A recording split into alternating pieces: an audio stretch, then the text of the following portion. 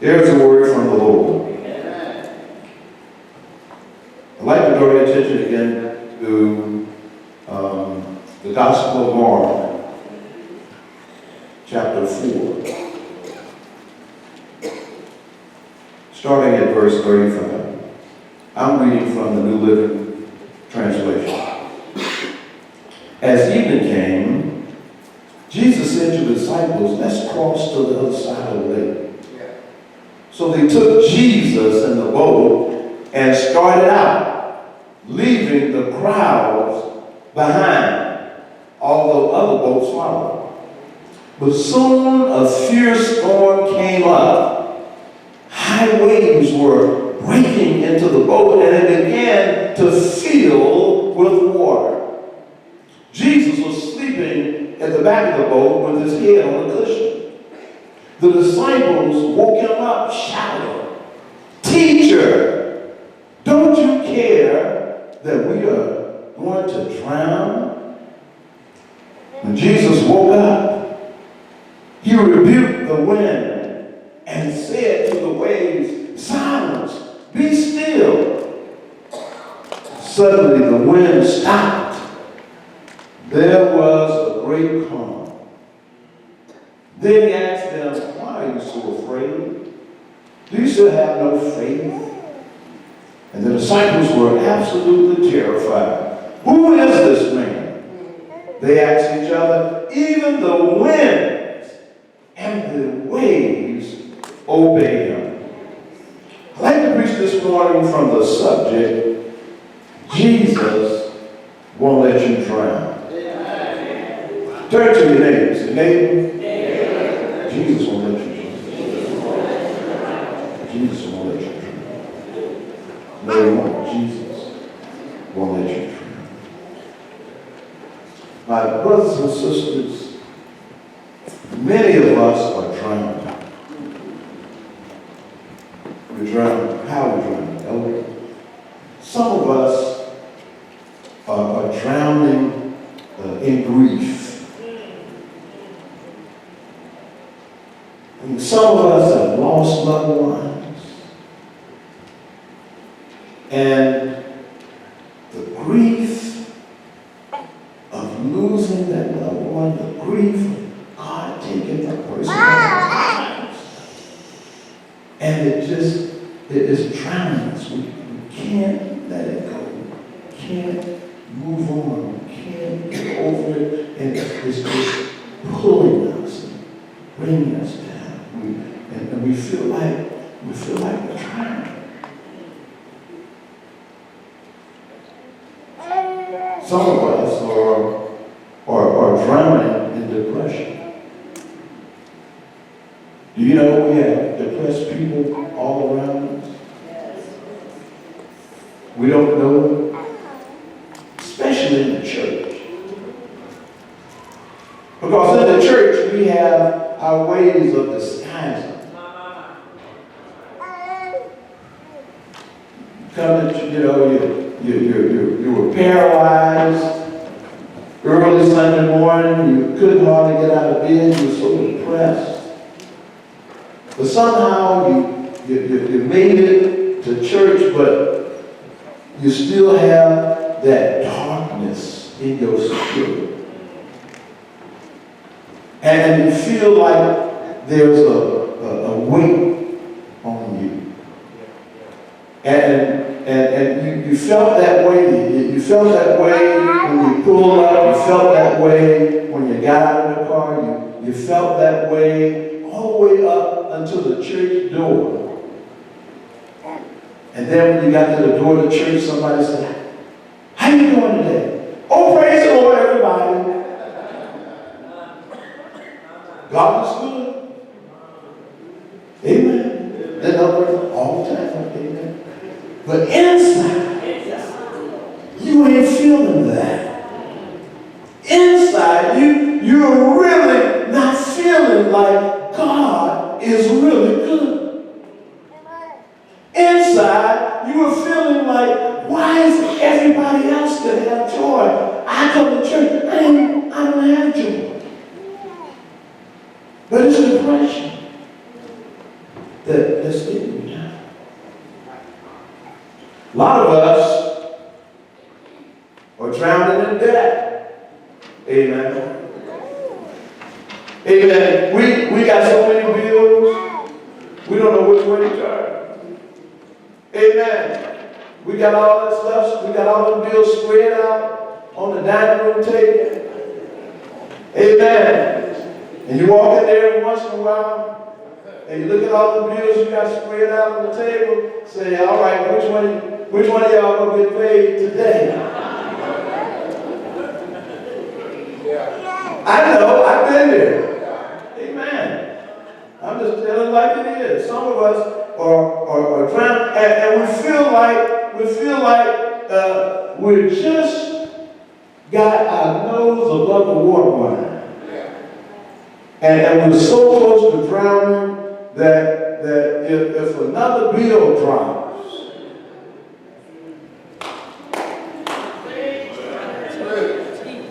if one more bill drops,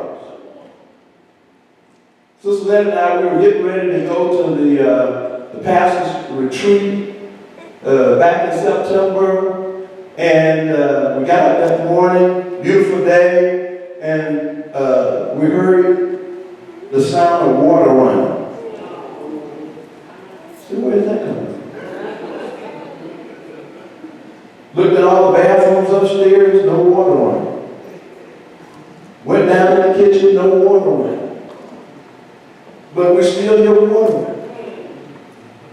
I go down in the basement and there's water running. It's just running out of my hot water heater like it's supposed to run like that. And it was just running everywhere, water was everywhere.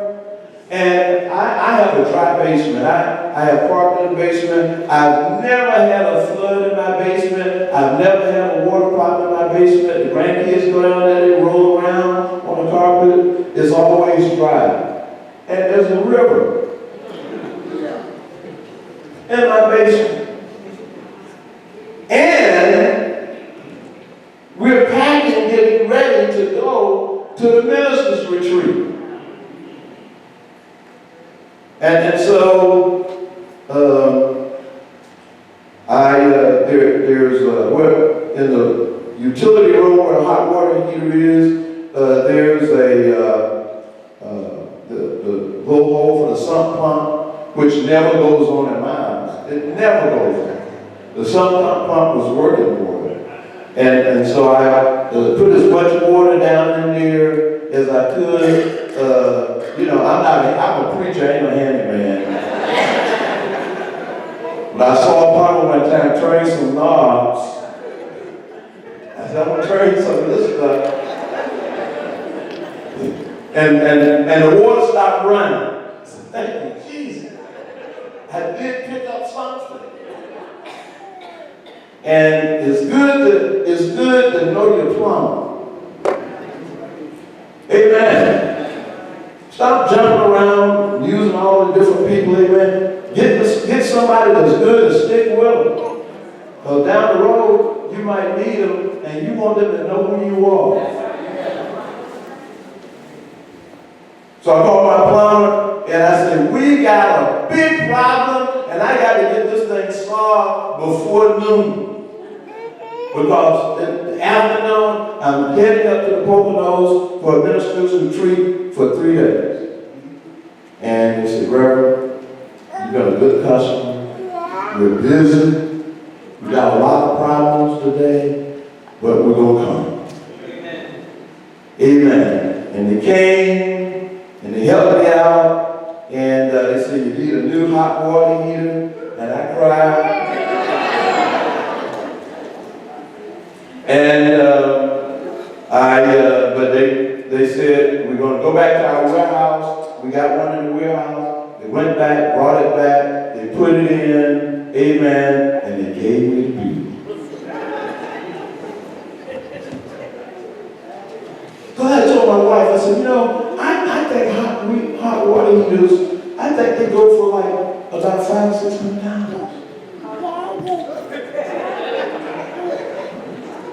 That was back in the day.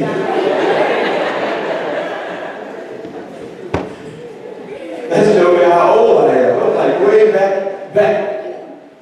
They gave me a bill for over $1,000. The install price. Amen. I took a deep breath and I wrote the check.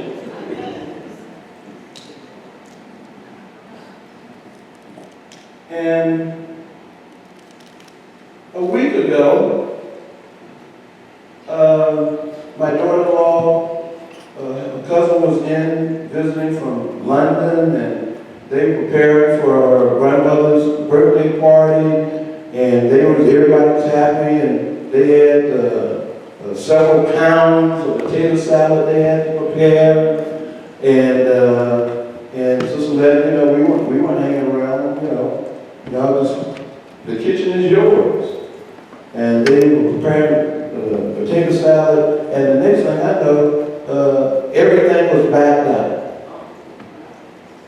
So we're trying to figure out what is going on. Turned out that my daughter-in-law's cousin from London said, oh, well, if you have a garbage disposal, all of those potato peels and onion peels and all that stuff, you could just wash that right down in the garbage disposal. You ain't got to put them in the trash.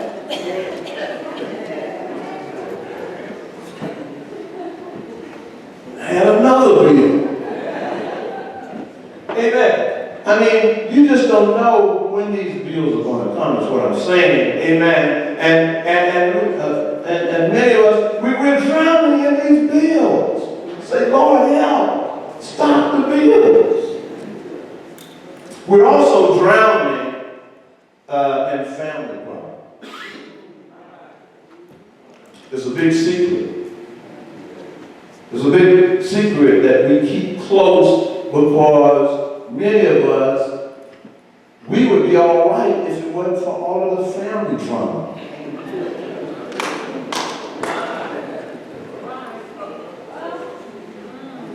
You ought to say, amen. I know it's true. I mean, your stuff is pretty good.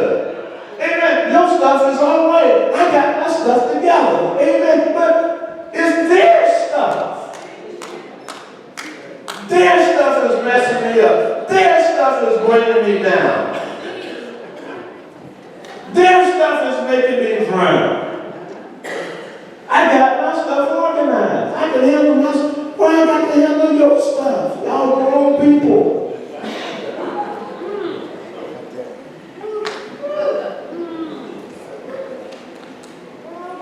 We're drowning in addictions. Back in the day it was crack. Now people just take pain pills like they can. And it's a subtle kind of thing because, you go to the doctor, your back is hurting, doctor, give me something for this pain, amen, and the last stuff that you gave me wasn't powerful enough, so give me something a little bit more powerful than the last stuff you gave me, amen, and you get home, you take that stuff, you say, oh, yes, this is it, amen. And you don't want to stop taking it. Amen. If I can feel like this, I'm going to take me a couple of these every day. And the next thing you know, you got a problem. So all of these things are making us feel like we're drowning. But I got some good news for you today. Jesus is not going to let you drown. No, he's not. Hallelujah.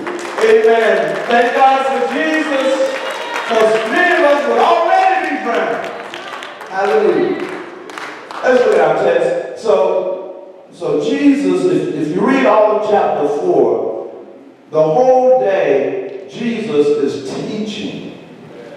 And all of these great parables come out of chapter 4, the parable of the farmer scattering seed, the parable of the lamp, parable of growing seed, parable of the mustard seed. And so Jesus had been teaching all day long these great parables, just trying to help people get their lives in order. But even the teacher gets tired sometimes. And so Jesus said, look, disciples, I've been teaching all day. It's getting late. Let's get in the boat and go over to the other side of the lake. Maybe I can get some rest. And so it says, as evening came, Jesus and the disciples got into the boat, crossing on the other side, and even then, there were still other boats following them. You just can't get away from the crowd. You get in the boat, to go to the other side, to try to get some rest, and still there were other boats following them.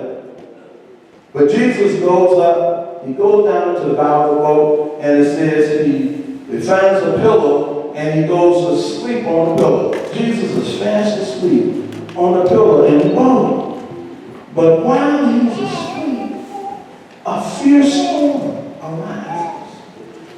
There were no storms in the air when they got on the boat.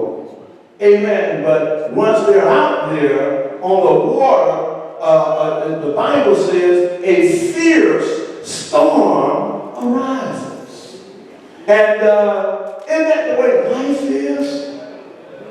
Amen. You know, you start out, everything in your life is smooth, everything is going good, and out of nowhere, a storm comes in your life.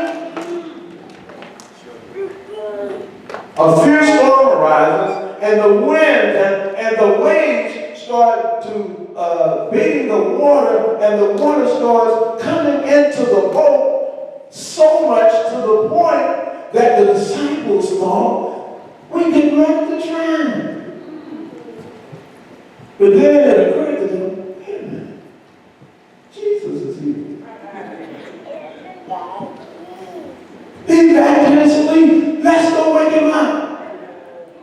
And so they go back where Jesus is, and they shout. And the king, I like this in the King James. They shout. They say, Master, carest thou not that we perish? Jesus woke up and he spoke to the winds and the waves, and he said, peace, be still. And the winds and the waves obeyed his will. Hallelujah. Isn't that some good stuff? So like a video, I want to just lift up a few points. Take a seat. Point number one. The good news is that when the storm arose, they had Jesus in the boat with them.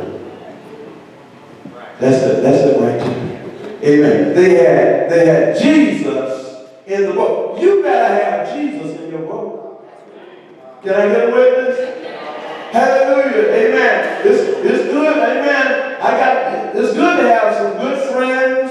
Amen. In your boat. It's good to have Pastor Jay in your boat. Amen.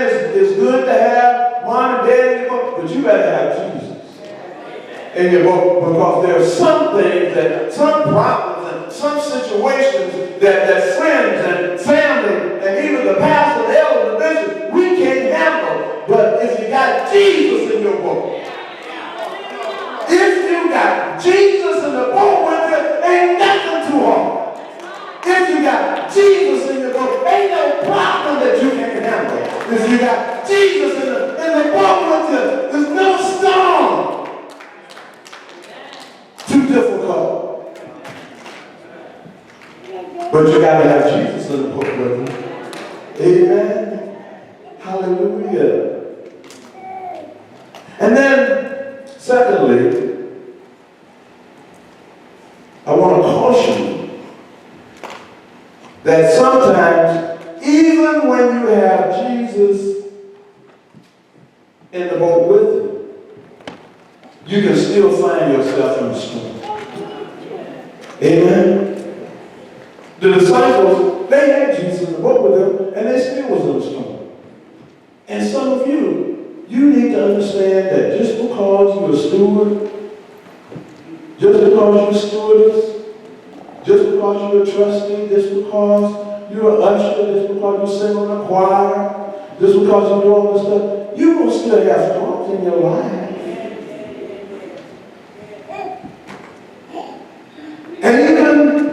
And even when you're a pastor, you have storms in your life. I remember I was an assistant Mount Zion Church in Norristown. Get a phone call on the church phone. They sent a message, say we need Reverend to come to the church office right away. Get on the phone with my brother on the phone. He said, Mom has had a major heart attack. You need to get to Atlanta now. Came out of the service, took the robe off, got Sister Letty, jumped in the car, went home, threw some clothes in the bag, went to Philadelphia Airport, and got the first plane to Atlanta. And we get to the hospital, and you walk in intensive care, you know the scene. All this equipment, all this stuff beeping on the tubes, and everything is going on. I'm saying, this is my mother. It's like this. And I got home. I said, God, you can't take my mother. I work for you. I save souls. I encourage people. I deliver people. I do all this stuff for you, God. You can't take my mother. You know what God said to me? Why not? It was a wake-up call. He said, why not? Why can't I take your mother? He said, you know, you always encourage me. You go see people when their mother dies. You go see people when their father died, amen, and you give them all this great counseling. Now counsel yourself.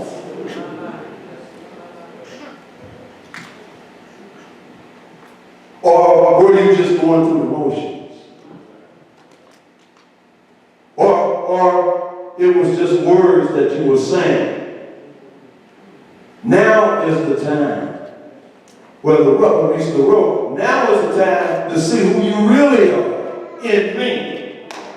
Now is the time to see what you're made of. Now is the time to see if the word is going to come alive in you. Now is the time whether or not the same words that you use to minister to everybody else, they're still my words and they still work for you in your life.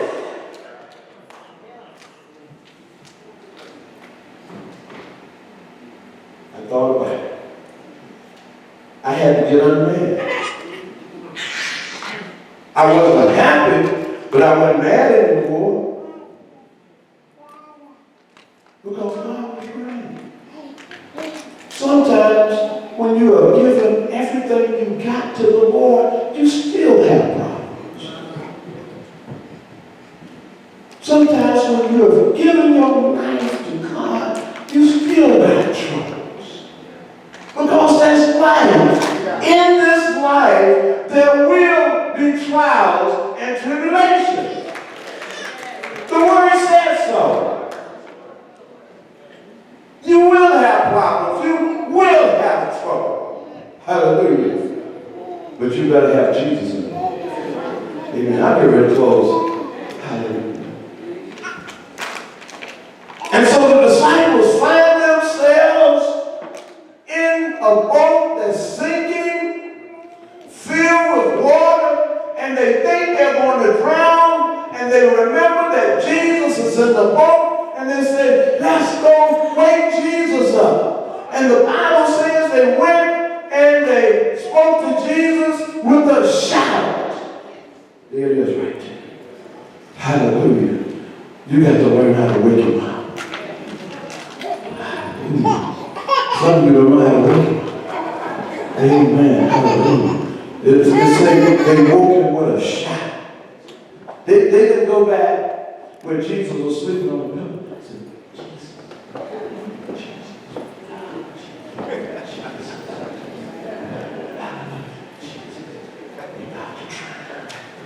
sometimes you got to open your mouth. Hallelujah. Hallelujah. Sometimes you got to learn how to call his name. Can I get a witness? Hallelujah. Sometimes you got to say, Jesus. Hallelujah. Make a joyful noise to the Lord, all you land. Serve the Lord with gladness. Into his presence with thanksgiving. You got to know how to call his name. There's power in the name of Jesus. Hallelujah. Hallelujah. Do you know how to wake him up? Say Jesus. Do you know how to wake him up? Say Jesus. Do you know how to wake him up? Say Jesus. Hallelujah. Hallelujah. Jesus wanted me to woke up. He wanted to go to work. Hallelujah, but you let them sleep. But you say, ain't nobody calling my name. They don't need me yet. Hallelujah. I'm going to stay back until I hear my name called. Hallelujah. And so sometimes you got to call his name. Amen. I don't care where you are. Sometimes, hallelujah, when things get bad in the house, hallelujah, you can't even get a prayer. But you just say, Jesus. Hallelujah. Sometimes you're in the car. Amen. You're thinking about all the problems that you're going through. You don't know what to say, but you can say Jesus. Hallelujah. Sometimes the problems of this life get you down so bad that you don't know which way to turn, but you can say Jesus. Hallelujah. Jesus is ready to wake up, but you got to call his name. Yeah, there is power in the name of Jesus. Can I get a witness? Hallelujah. Do you know his name? Do you know his name? Can you call him? Say Jesus. Wake up. Hallelujah. Jesus. Wake up. Jesus. Wake up. Hallelujah. And when Jesus wakes up, hallelujah, when Jesus wakes up, things start to happen. When Jesus wakes up, say when he woke up, he rebuked the winds and the waves. Hallelujah. We need to wake him up and rebuke some stuff. Oh, can I get a witness this morning? Oh, hallelujah. Wake up, Jesus. Hallelujah. And rebuke that man in the White House. Hallelujah. Wake up, Jesus. And rebuke those young people that killing folks in the streets of Philadelphia. Wake up, Jesus. Hallelujah. And rebuke the greed that's taking over our church. Hallelujah. I ain't talking about our business. Hallelujah. I'm talking about the denomination. Wake up, Jesus. And rebuke that son. And rebuke that daughter. And rebuke that husband. And rebuke that wife. Wake up, Jesus. Rebuke those family members that are trying to make me drown. Wake up, Jesus. Hallelujah. Wake up, Jesus. Hallelujah. Lift my spirit. Wake up, Jesus. I'm tired of feeling bad. I'm tired of these aches and pains. I'm tired of waiting. Wake up, Jesus. Jesus can rebuke it. Hallelujah. And make it stop. Hallelujah. The winds and the waves obey his will. Wake up, Jesus. But you don't wake up until you call his name. Hallelujah. Sometimes you just gotta say Jesus. Hallelujah. Jesus. Jesus. Jesus. Jesus. Jesus. No sweeter sound. Jesus. No sweeter sound. Jesus. Hallelujah. They said they woke in with a shout. Jesus.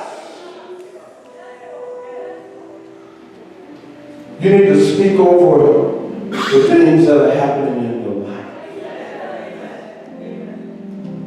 You need to speak over the trouble that's happening in your life. You need to speak over the storms that's making you feel like you're getting ready to drown in your life.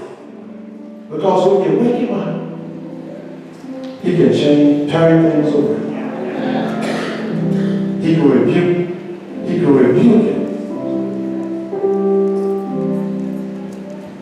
And he'll just say, peace, be still.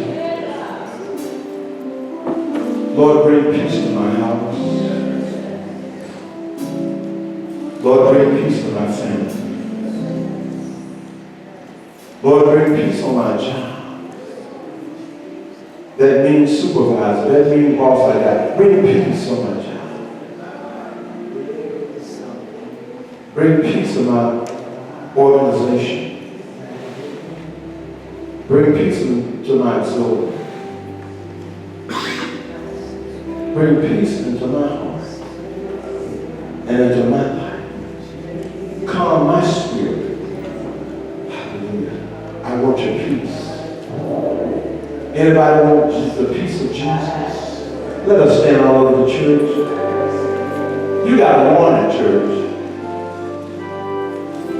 You got to ask for it. Say, Jesus, I need your peace. I want your peace in my life.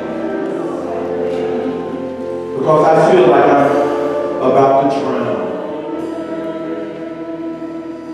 But I know, Jesus, you're not going to let me drown.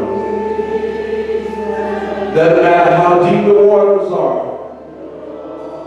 Doesn't matter how much water is in my boat right now. It might look like I'm going to drown. But I know Jesus won't let me drown. Isn't that good news? Isn't that good news today? Isn't that good news today? But it starts with knowing him. If there's anybody today that don't know Jesus for the pardoning of their sins, we extend you the invitation to accept Jesus Christ as your Lord and Savior. Someone, come today. Don't wait till tomorrow. Don't wait next week. If you've never accepted Jesus Christ in your heart, today should be the day.